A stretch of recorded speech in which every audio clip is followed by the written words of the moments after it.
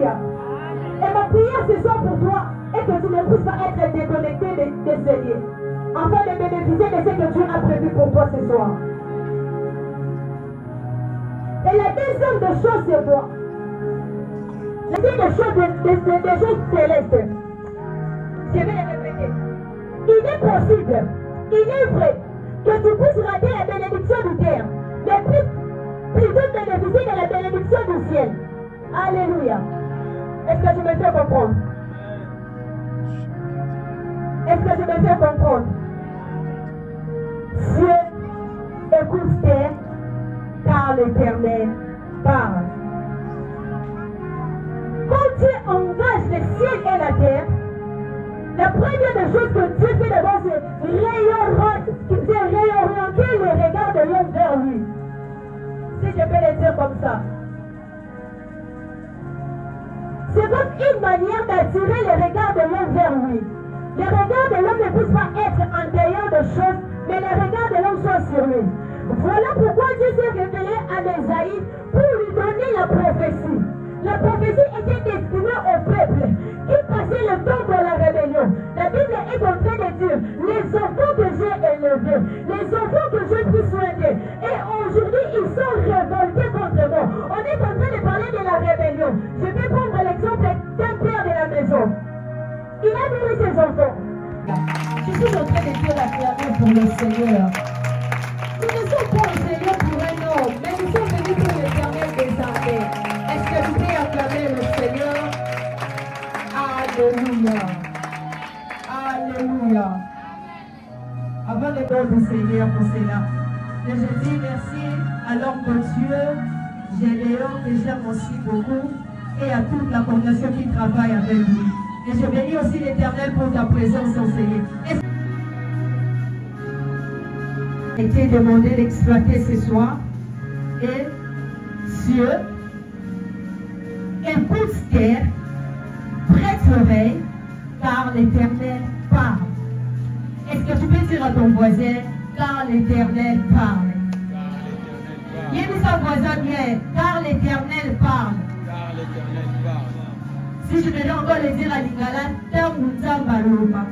si je le peux dire comme ça. Dieu écoute terre, prête l'oreille, car l'Éternel parle. On va s'élever pour lire la parole de l'Éternel dans Ésaïe.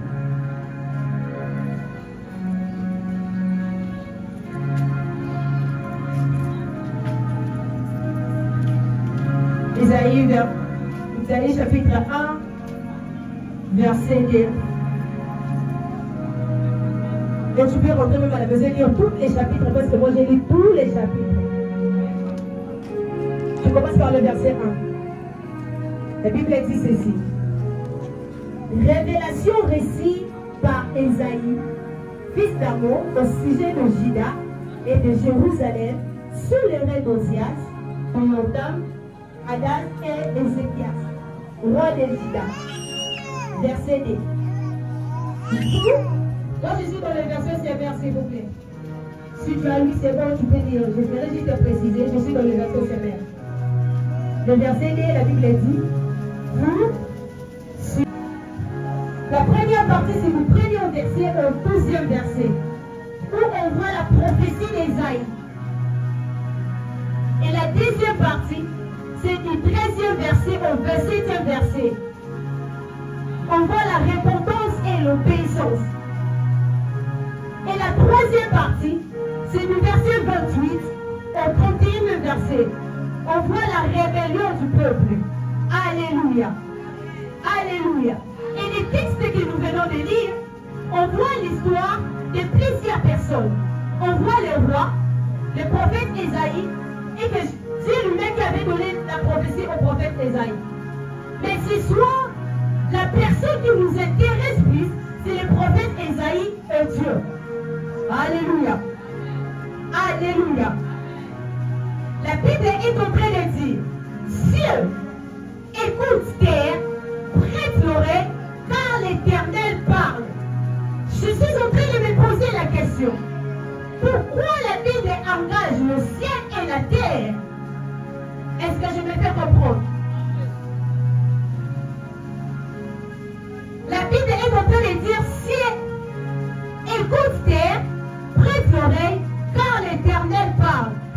souligner une chose.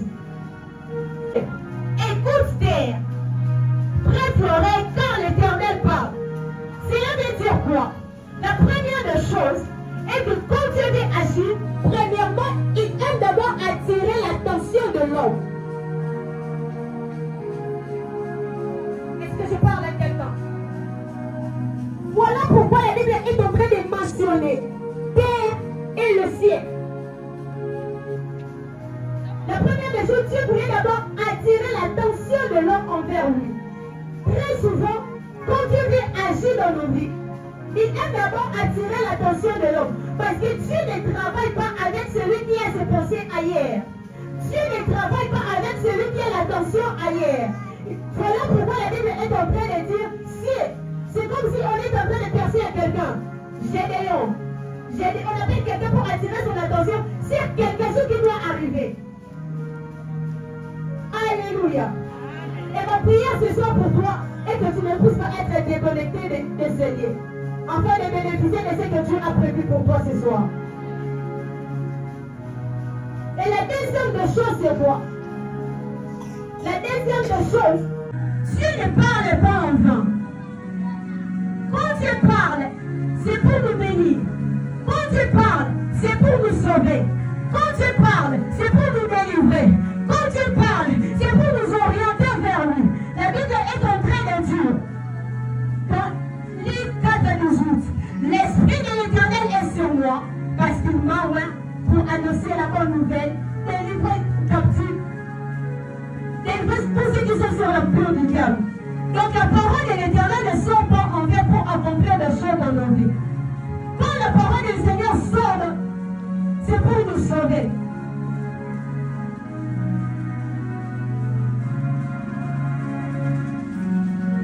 Dieu parle pour nous sauver. Pourquoi nous sauver? Parce que sauver égale le salut. Et le salut égale la délivrance. En ce qui concerne le texte, on peut comprendre très bien que ce peuple avait aussi besoin du salut. Ils avaient aussi besoin de la délivrance. Ils avaient aussi besoin de la repentance. Ils devaient se repentir. Ils devaient retourner leur regard vers l'Éternel afin de bénéficier de la bénédiction de Dieu. Parce qu'en ce moment, même en lisant très bien la Bible est en train de dire, il y avait un moment que vous pouvez demander au terre et vous n'aurez pas quoi à manger. Même le ciel était maudit. Les enfants étaient dans la rébellion. Ils devaient maintenant retourner vers l'Éternel pour se repentir. Et on va parler de la repentance ce soir. J'ai défini la repentance comme la repentance de la douleur qu'on éprouve de ses péchés. Elle entraîne un changement. La repentance du péché consiste à revenir ou encore à retourner vers l'Éternel. Quand on parle de la repentance, on voit des choses. Quand on parle de la repentance, on voit des choses.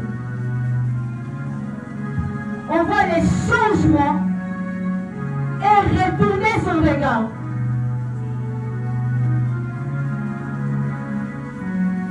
Quand on parle de changement, on voit les changements de direction. Quand je suis en train de parler des changements de direction, cela veut dire quoi? Tu étais en train de marcher. Tu marchais dans la publicité. Tu étais en train de voler. Tu faisais du n'importe quoi. Tu étais en train de faire du n'importe quoi, si je peux le dire comme ça. Mais à un moment donné, tu devais faire un demi-tour. Quand je parle d'un demi-tour, cela veut dire quoi? Tu devrais laisser, abandonner tout ce que tu étais en train de faire pour retourner vers l'Éternel. C'est ce que je suis en train d'appeler un demi-tour. Et ce soir, par la grâce de Dieu, je crois que nous serons en train de faire un demi-tour vers l'Éternel. Tu as raté l'occasion de dire Amen. J'étais en train de dire, ce soir, nous serons en train de faire un demi-tour vers l'Éternel.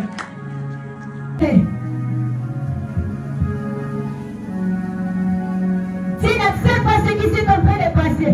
Peut-être à l'époque, c'était le peuple originaire. On parlait de Jérusalem, de Sion. Mais aujourd'hui, toi et moi, Dieu m'a mandaté ce soir pour te dire, tu dois faire un demi-tour. Je ne sais pas ce qui t'est en train de passer dans ta vie, mais j'aimerais te dire que tu dois faire un demi-tour. Le temps est arrivé que les hypocrites doivent quitter dans la maison de l'Éternel. On ne peut pas être appelé serviteur ou servant de Dieu aussi longtemps tu demeures dans le péché. On ne peut pas être appelé enfant de Dieu aussi longtemps tu demeures dans l'impudicité. Tu fais semblant de venir ici, prêcher, parler à l'homme, faire l'intercession. Or, après ici, tu es une autre vie que tu mènes. Dieu m'a envoyé ce soir pour parler à cette personne. Toi qui es en train de vivre dans cette vie, où tu t'es dit, personne ne peut me voir. Même les bergers généraux ne peuvent pas me voir. Mais j'ai une parole à libérer pour toi ce soir, que tu dois faire un demi-tour. L'hypocrisie n'est pas bien pour les enfants de Dieu. L'hypocrisie n'est pas bien pour les serviteurs de Dieu. L'hypocrisie n'est pas bien pour les enfants de Dieu. On peut les voir dans le jardin de Dieu. Quand Adam et Ève ont péché, qu'est-ce qui s'est arrivé? On dit qu'il faut se repentir. Adam commence à s'excuser pour dire à Dieu, regarde la femme que tu m'avais donnée. C'est elle qui m'a conduit en erreur. Je me suis posé la question. Si Ève n'avait pas conduit Adam en erreur, est-ce qu'Adam n'allait pas pécher? Pour pécher, il y a toujours le vouloir. Si Adam avait péché, c'est parce qu'il avait voulu. S'il n'avait pas voulu, c'est là qu'il n'allait même pas pécher. Et c'est ça ce genre de chrétiens aujourd'hui. Plusieurs chrétiens passent leur temps à s'excuser pour dire Seigneur, si tu n'avais pas enlevé ma père ou mon père aujourd'hui, je n'allais pas demeurer dans l'impudicité. Si je n'étais pas orphelin ou orpheline aujourd'hui, je n'allais pas faire ce que je suis en train de faire. Ce que je suis en train de faire, c'est parce que je manque de parents. Ce que je suis en train de faire, c'est parce que nous demeurons dans la pauvreté. Non! Le temps est arrivé que le peuple de Dieu puisse se repentir. Tu as beaucoup passé le temps dans cette vie que tu mets. Je ne sais pas moi qu'est-ce que je peux employer par là. Mais le cœur de Dieu est en train de saigner. La Bible dit que je te connaissais depuis le ventre de ta mère. Donc Dieu ne peut pas te dire que non, même ce que je suis en train de faire là, Dieu ne me voit pas, non. Depuis que tu étais dans le ventre de ta mère, pardon, Dieu te connaissait. Et cela veut dire que tout ce que tu es en train de faire, Dieu connaît et Dieu te voit. Aujourd'hui, apparemment, la servante de Dieu est venue parler de moi. Je ne suis pas venue parler de toi. Mais l'objectif de ce soir est de ramener les hommes vers l'Éternel. L'objectif de ce soir est de ramener les hommes vers l'Éternel. La Bible est en train de dire dans 1 Jean 9, si vous confessez vos péchés, il est juste et infidèle pour vous pardonner. Le problème n'est pas de multiplier les mots. Le problème n'est pas de faire semblant. Mais le problème est juste de confesser de ta bouche. De dire à Dieu, Seigneur, je sais que j'ai péché. Je sais que je me suis tombé dans l'erreur. Mais je viens te demander pardon. Je viens te demander pardon.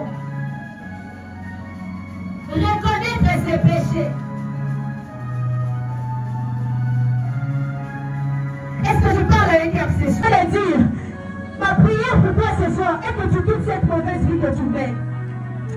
Quelqu'un peut me dire, ah nos enfants de Dieu, nous ne sommes pas les saints, la chair, la chair. Oui, bien sûr. La chair, mais l'esprit domine en nous. L'esprit domine en nous.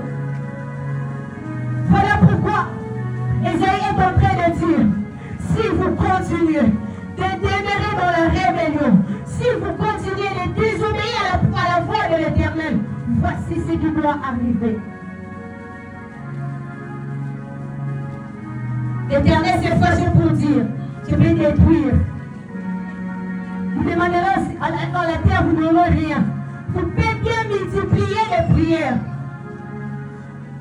Toi-même, tu te dis, ah, nous sommes les premiers colons, nous sommes les meilleurs, nous sommes les Apparemment, le ciel est fermé pour moi. Dis-moi ce matin à mon dos. Dis-toi, quelle vie que moi je mène? Quelle est cette vie que tu mènes?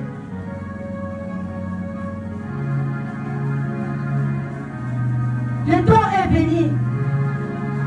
Enfin, laissez repentir. Le temps est venu. Enfin, de dire à Dieu, Seigneur, ce soir, je me réponds. Je me réponds ce soir. Alors que je serai en train de parler des 14 points pour citer, pardon. Je serai en train de parler de la confession du péché, la réparation envers Dieu, reconnaître nos péchés et la purification.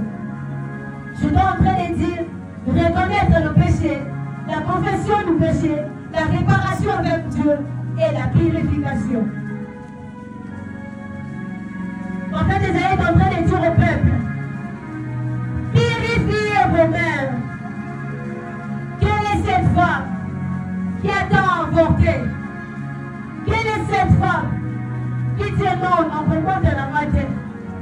Sœur, tu te dis aujourd'hui peut-être dans le moment de la matin parce que ma vie est compliquée. Mais tu ne sais pas ce qui t'attend dans le futur.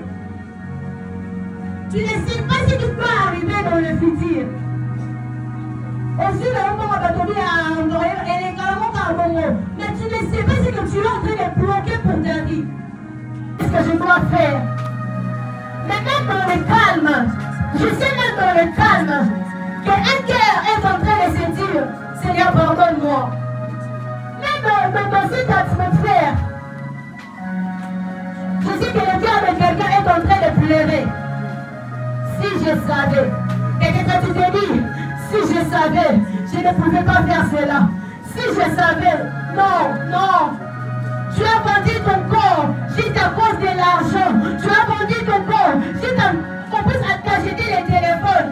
Tu as oublié que tes destinées que tu es en train de cacher.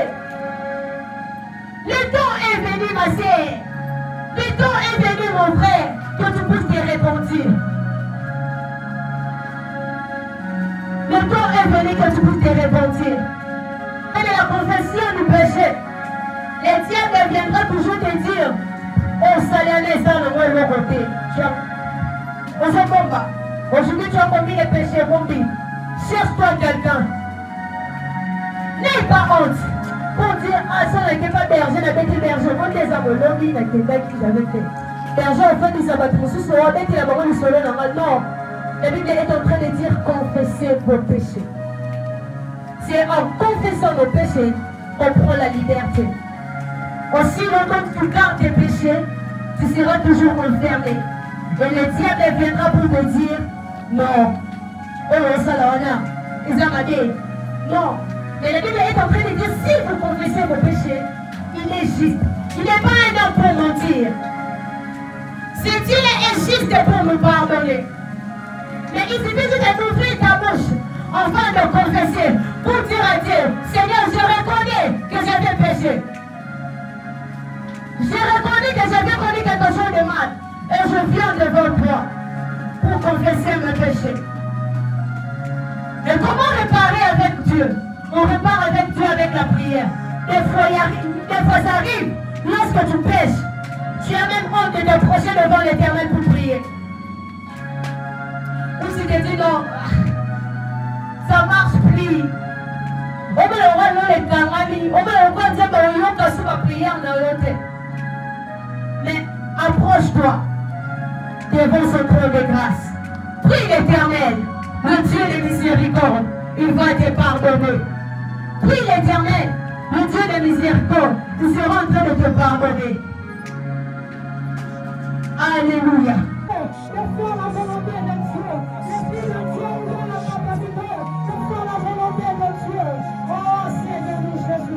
Merci pour cette parole, oh Dieu. Merci de nous avoir bénis à travers mes servantes. Merci Jésus, oh Dieu, pour ta présence. Merci Jésus pour un cœur, Seigneur, qui est édifié. Merci pour ta gloire, Jésus. L'heure de la mission et le calme. Nous avons compris ta parole. Viens l'écouter et le cœur pour être l'oreille. Parce que Jésus aujourd'hui a voulu nous recadrer. Jésus aujourd'hui a voulu nous recadrer par sa parole. Toi qui nous maîtrises bien. Alléluia. Est-ce qu'on peut acclamer le Seigneur? Est-ce qu'on peut acclamer le Seigneur? Tu sais ta belle parole. Est-ce qu'on peut acclamer le Seigneur? Pour la malheur et nous nous accompagnons. Le Seigneur nous a recadrés à travers ses servantes. Est-ce que nous pouvons acclamer sans plus tarder? Nous avons écouté le premier intervenant. C'est ma mère, hein? Elle est courte, hein? Je l'aime comme ça. C'est une mère pour moi. Mère, tu sais que le militaire n'a pas beaucoup d'argent.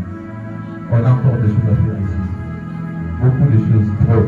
Vous voyez, nous ne sommes pas chers, c'est une sœur aussi. Elle prie aussi avec nous, par la grâce de Dieu, en disant qu'on contribue à elle en famille.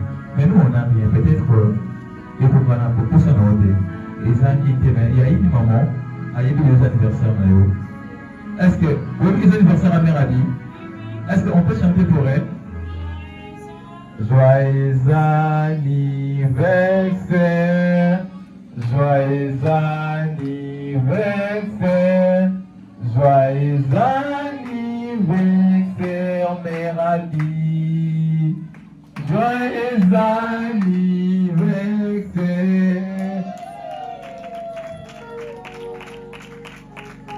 Avec le fait que nous avons, on allait peut-être vous offrir un gâteau et tout, mais l'organisation nous a peut-être fait défaut. Mais veuillez simplement accepter notre petit offrande comme cadeau d'anniversaire. Les amours organisés vraiment et un pied. J'aimerais que l'homme de Dieu, le berger, c'était plus pour votre jour. Bonjour en fait. Que l'homme de Dieu prie pour vous. Est-ce qu'il peut prier pour vous?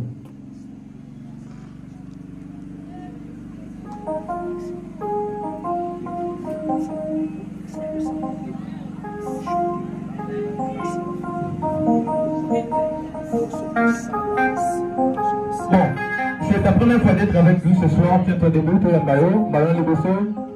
Tu es un homme de Dieu. Premier côté, moi, il y a un bosso. Téléma, tu es en baillot. Tu es en baillot. Téléma.